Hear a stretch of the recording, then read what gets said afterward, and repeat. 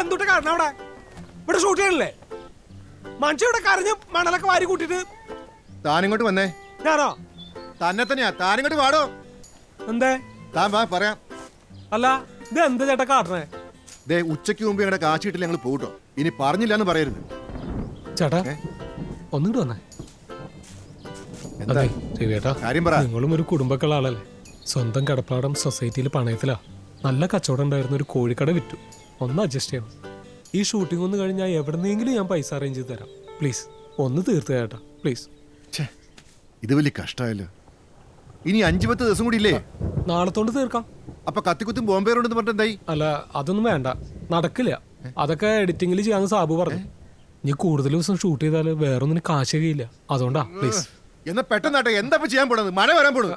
അപ്പം മരിച്ചു കിടക്കുമ്പോ ഞാൻ അല്ലെങ്കിൽ അവളുടെ അപ്പനെ കൊല്ലാൻ പോണെടുക്കാം. എന്തെങ്കിലും ആട്ടെ. വേഗം തുടങ്ങിയോ? എടുക്ക്